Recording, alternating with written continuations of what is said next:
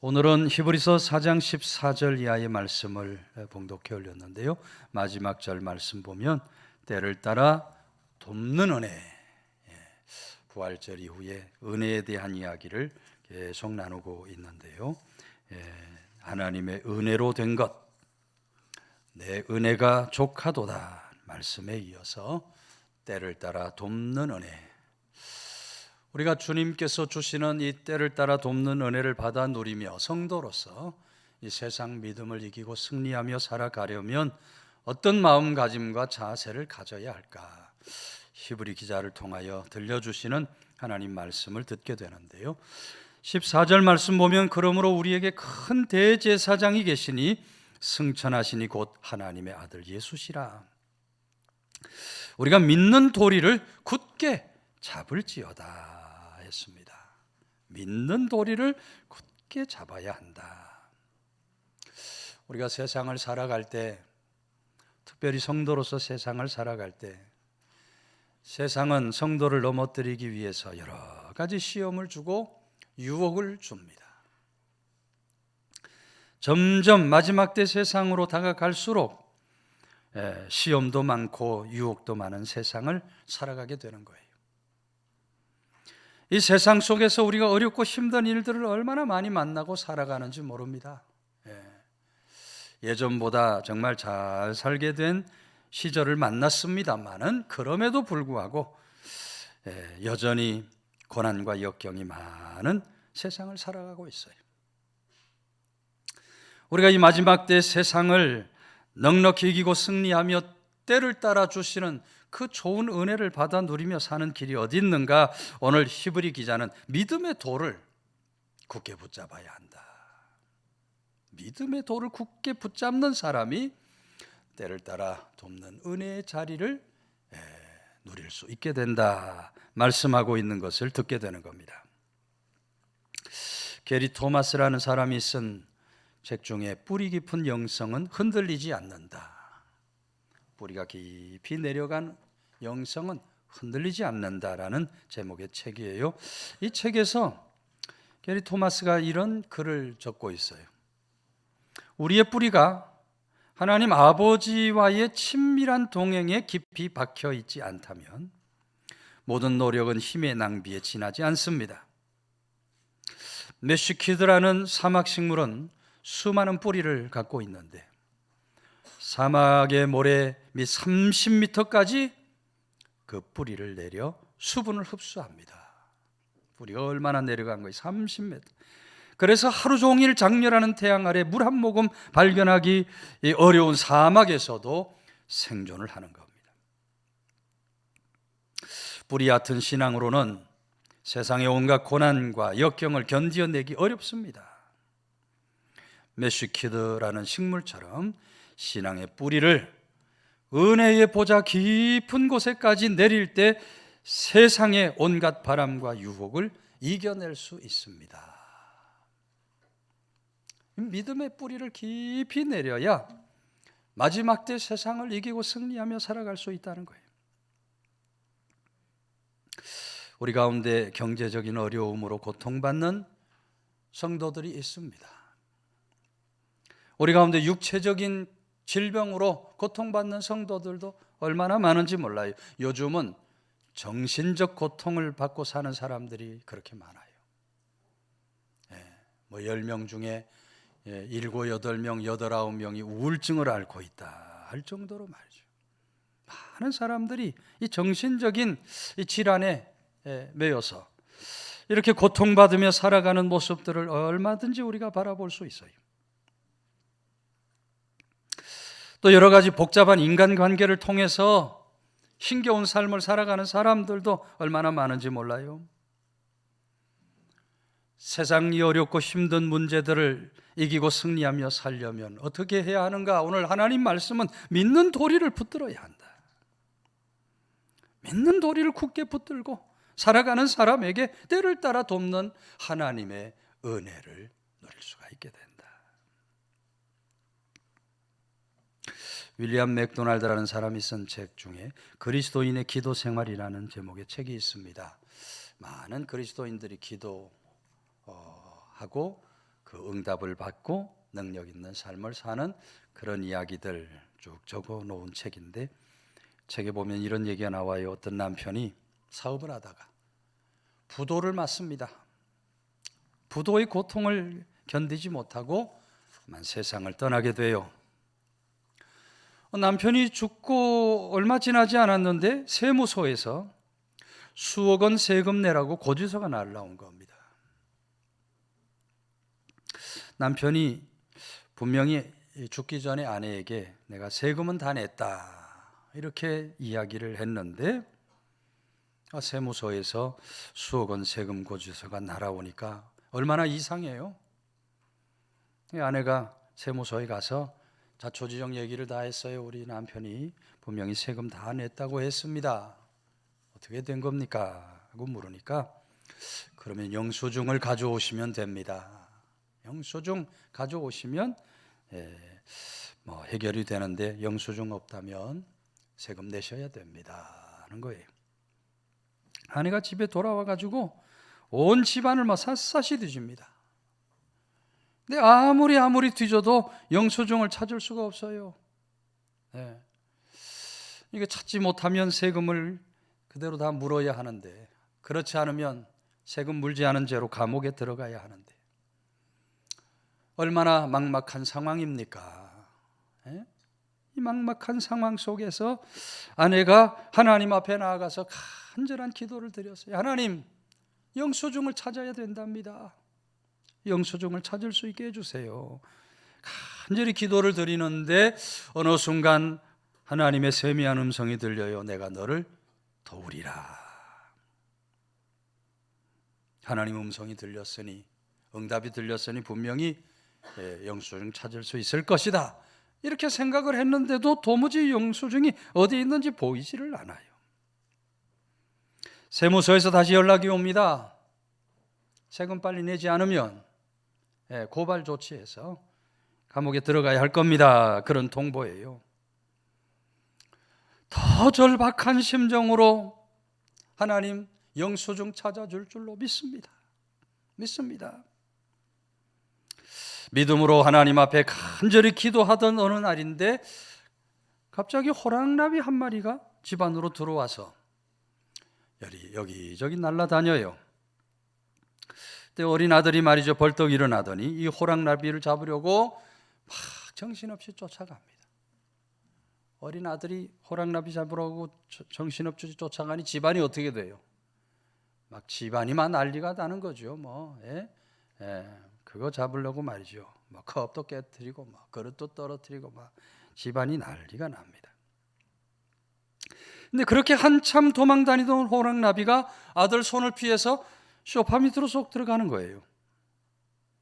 아들이 어때다 싶어 그 나비 잡으려고 소파 밑으로 따라 들어갔다가 나오는데 바지에 뭐가 하나 묻어서 나와요. 뭐가 묻어서 나왔어요? 세금 영수증이 묻어서 나온 겁니다. 얼마나 감사한지 말이에요. 그 길로 세무서에 달려가가지고 영수증 찾았습니다. 얼마 전까지만 해도 수억 원 세금을 내야 했고 내지 못하면 감옥에 갇힐 위기에 놓여 있었는데 그 영수증 한 장으로 모든 것이 다 해결되고 말았다. 윌리엄 맥도날드는 그리스도인의 기도 생활이 이런 놀라운 역사를 일으킨다. 믿음으로 기도하면 하나님께서는 반드시 응답하시고 승리의 길을 주신다. 그렇게 고백하고 간증하고 있는 줄로 믿으시기를 바랍니다. 여러분, 오늘 우리 주님께서 우리들의 큰 대제사장이 되신다는 말씀은 우리 주님께서 우리들의 세금 영수증을 들고 하나님 앞에서 변론을 해주신다는 거예요. 우리 세금이 뭡니까? 우리는 죄의 삭을 치루어야 해요. 죄의 삭은 뭡니까? 죄의 삭은 사망입니다. 누구나 다 지은 죄로 말미암아 사망 권세에 영원한 지옥 형벌에 이를 수밖에 없는데 우리 대제사장 되시는 주님께서 단번에 제사를 드림으로 희생을 하심으로 피를 쏟아 흘리심으로 우리 죄를 다 씻어주셨어요. 그 씻어주신 세금 영수증을 들고 하나님께 변론을 해 주신다는 거예요. 그 주님의 공로로 우리는 심판을 이길 수 있게 될 줄로 믿으시기를 바랍니다. 그러므로 오늘 우리는 그 주님을 믿는 도리를 끝까지 굳게 붙들어야 돼요. 주님을 믿는 도리를 굳게 붙드는 사람이 오늘 말씀처럼 때를 따라 돕는 하나님의 은혜 가운데 살아갈 수 있게 되는 겁니다. 여러분, 히브리 기자가 쓰고 있는 당시 시대적 상황으로 가보면 믿음의 사람들이 핍박 박해를 당하던 시절입니다. 유대교로부터 핍박을 받고 로마 사람들로부터 핍박을 받는 시대예요. 핍박 박해가 심해지면 목숨도 내놓아야 하는 상황이 일어납니다. 예수님 믿는다는 것 때문에 핍박을 당하니까 믿는 사람들이 다 고향으로 떠나가는 거예요. 믿음을 못 지키겠다, 고향으로 떠나가는 거예요. 예수님 믿는 것 때문에 박해를 당하고 죽을 위기에 놓으니까 일가 칠척을 떠나서 다 도망가 버리는 거예요.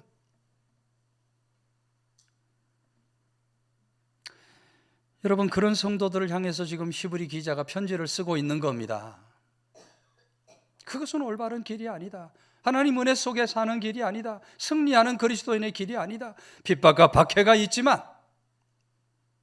그럼에도 불구하고 믿음의 도리를 굳게 붙잡는 사람, 그런 사람이 승리의 길을 가고 때를 따라 돕는 은혜를 받을 수 있다. 그 말씀을 전하고 있는 거예요. 오늘 우리들의 삶의 자리는 그 시절에 비해서는 얼마나 편한 믿음의 삶을 살고 있는지 몰라요. 그때처럼 핍박박해 받는 사람들이 여기 어디 있습니까? 예수 믿는 것 때문에 죽음의 위협에 놓여 있는 사람이 어디 있습니까? 정말 편안한 시대를 살아가고 있어요. 편안한 시대, 예수님을 마음껏 믿을 수 있는 시대를 살고 있지만 점점 마지막 때로 다가갈수록 이 예수님을 믿는 믿음을 지키기가 어려운 세상을 살고 있는 거예요. 믿음을 지켜야 되는데 믿음을 잘 지키지 못하는 그런 성도들, 그런 교회들이 얼마나 많은지 몰라요. 여러분, 우리는 바울 사도의 고백처럼 요즘 새벽 제단에 바울 사도 마지막 유언과 같은 말씀이에요. 선한 싸움을 싸우고 달려갈 길을 마치고 믿음을 지켰다. 믿음을 지켰다. 우리 모두 마지막 때 어려움의 시대를 살아가면서 오늘 히브리 기자를 통하여 주시는 하나님 말씀을 따라 우리 믿는 도리를 끝까지 굳게 붙잡는 사람, 그래서 때를 따라 돕는 하나님의 은혜를 받아 누리며 사는 그런 귀한 성도들 다 되시기를 주의 이름으로 축원해 드립니다. 15절 우리에게 있는 대제사장은 우리의 연약함을 동정하지 못하시리가 아니 모든 일에 우리와 똑같이 시험을 받으신 이로되 죄는 없으시니라. 그러므로 우리는 긍휼하심을 받아야 한다고 말하고 있어요. 대제사장 되시는 우리 주님, 우리 연약함을 동정하지 못하실 분이 아니다. 무슨 말입니까? 우리를 언제나 동정해 주시고 우리를 긍휼히 여겨주시는 주님이 되신다.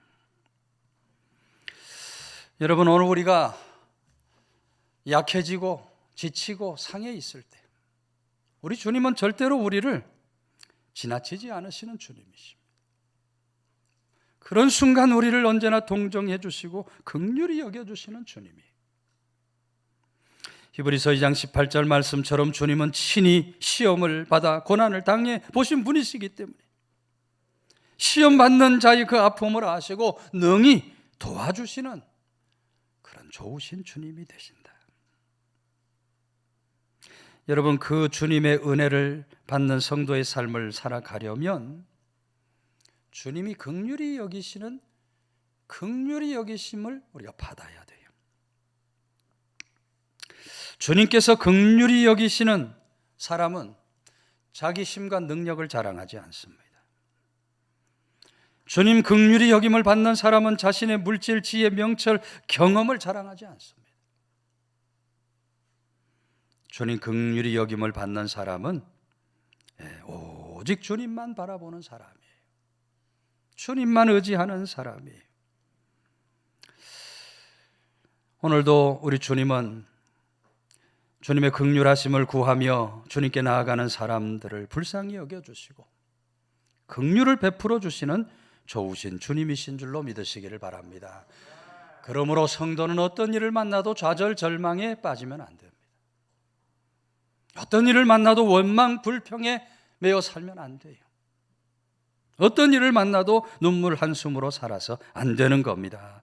주님의 긍휼하심을 바라보면서 주님의 때를 따라 돕는 은혜 속에 사는 성도들이 다 되어야 할 줄로 믿으시기를 바랍니다.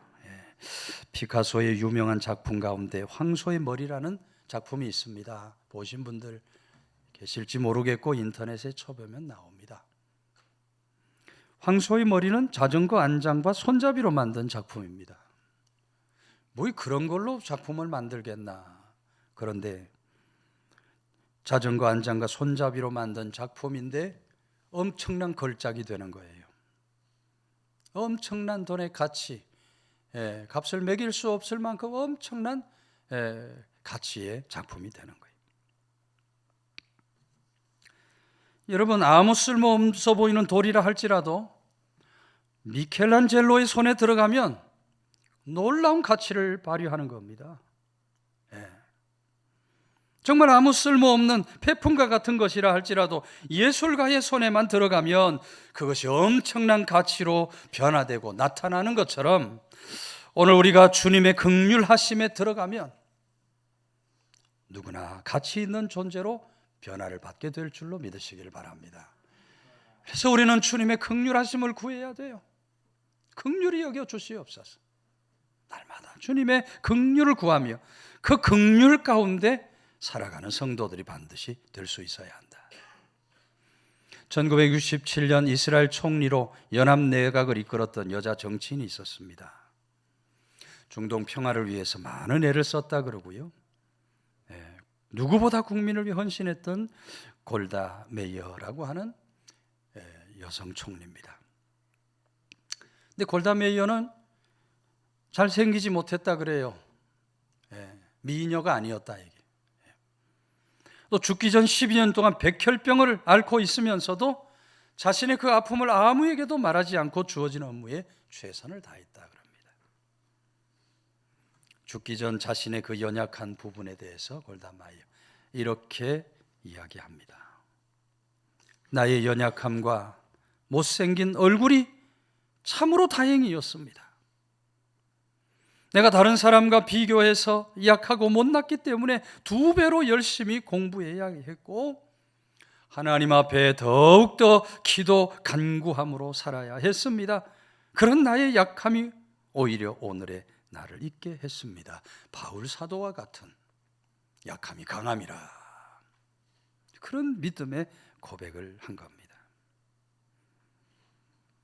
그는 자신의 약함 때문에 하나님 앞에 나아가 더 기도했고 약함 때문에 하나님의 긍휼을 구하면서 나라를 이끌어갈 때 중동 평화를 이루어내는 그런 아주 훌륭한 총리가 될 수 있었다.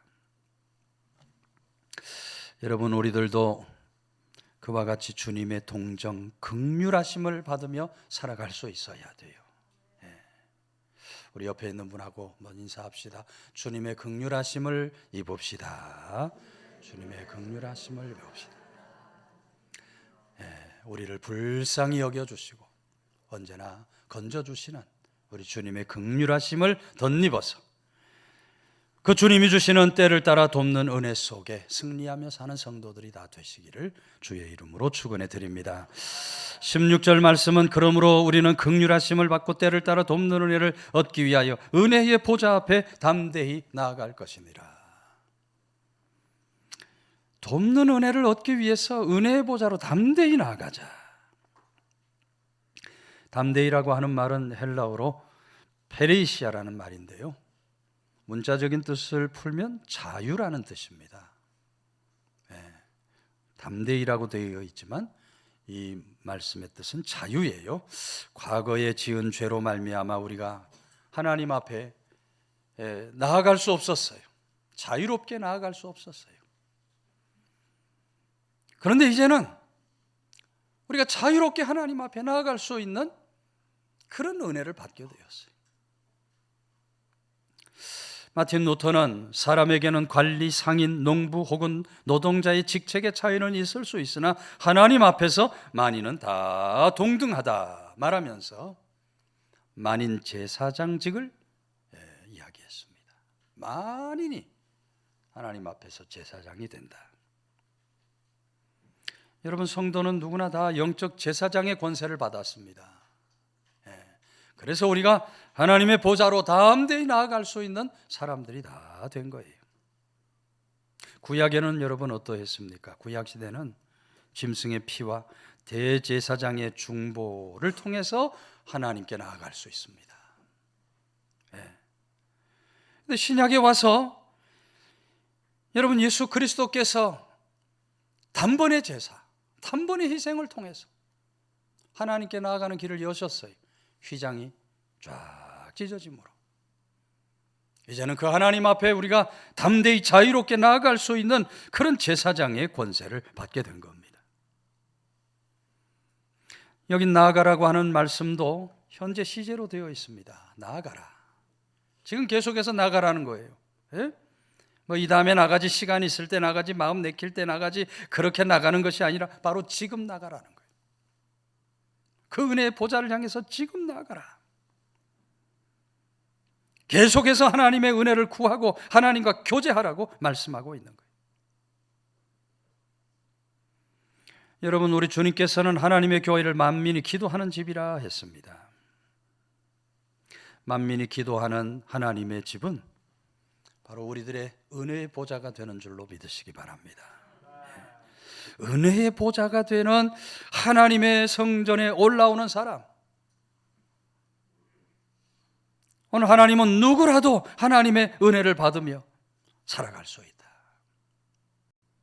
누구라도 하나님의 은혜 속에서 승리하는 삶을 살 수 있다. 예전에 이런 사람이 있었다 그래요. 예배에 항상 늦게 올라와 가지고 설교만 딱 듣고 축도 전에 쏙 빠져나가는 교인이 있었다 그럽니다. 그러니까 헌금할 필요도 없고 다른 예배나 어떤 모임에도 참석할 필요가 없어요. 이 교인은 최소한의 투자로 최고의 유익을 누리는 신앙생활을 하고 있다고 스스로 자부를 했다 그래요. 예배를 드리니까 천국은 당연히 갈 거고, 물질이나 시간 손해 보지 않으니 얼마나 효과적인 신앙생활이냐, 그게 신앙생활을 한 거예요. 근데 그러다가 갑자기 중병이 걸려서 병원에 입원을 하게 됐어요. 중병에 걸리니 어떻게 돼요? 하나님께 나가서 하나님 치료해 주십시오, 살려 주십시오, 간절히 기도하는 거죠. 절박한 마음으로 하나님 앞에 나가서 간절히 기도하는데 도무지 응답이 없는 겁니다. 치료의 기미가 전혀 보이질 않아요. 그래서 다시 하나님께 나가서 원망 불평을 늘어놓으며, 하나님, 제가 주일날 빠짐없이 예배 참석했는데 왜 치료의 은혜를 베풀어 주지 않으십니까? 하니까 하나님이 뭐라 그래요? 너는 늘 성전에 와서 얼굴만 살짝 비치고 가지 않았니? 그러니 나도 병실에 가서 살짝 얼굴만 비치고 온 거야. 너는 항상 바빠서 내게 드릴 시간이 없다고 하지 않았니? 그러니 나도 너에게만큼은 바빠서 안수할 시간이 없다.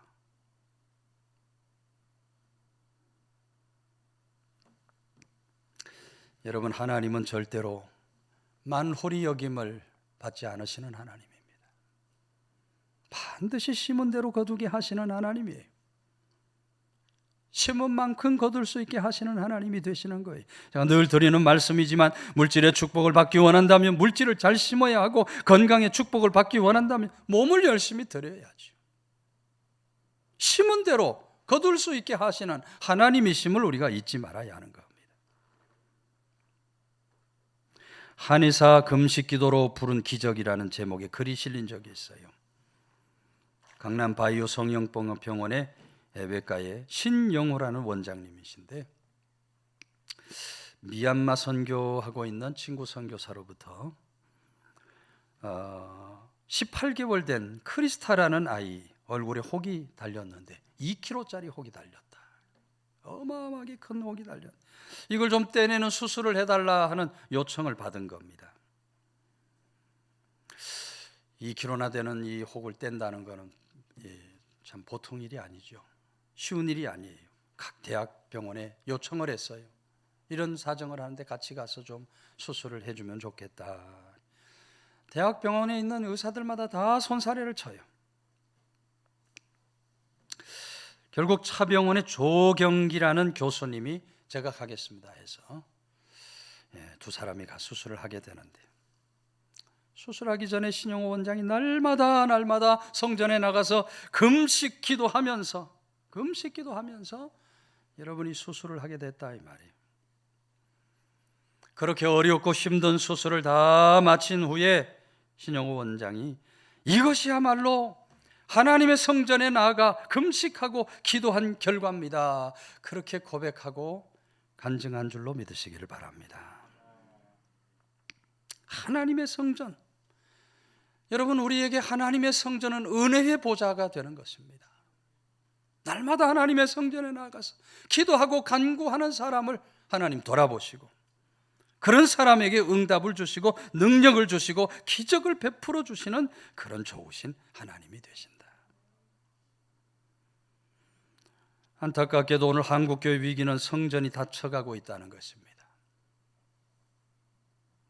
코로나 이후에 실제로 교회가 문이 닫혀진 교회들도 많이 있습니다만, 영적으로 교회의 문이 이렇게 닫혀져 가는 모습을 우리가 바라보게 되는 거예요. 이 닫혀진 문 때문에 수요 예배도 잘 안 올라옵니다. 은혜의 보좌 나와야 되는데, 닫혀진 문 때문에 새벽 기도도 잘 올라오지 않습니다.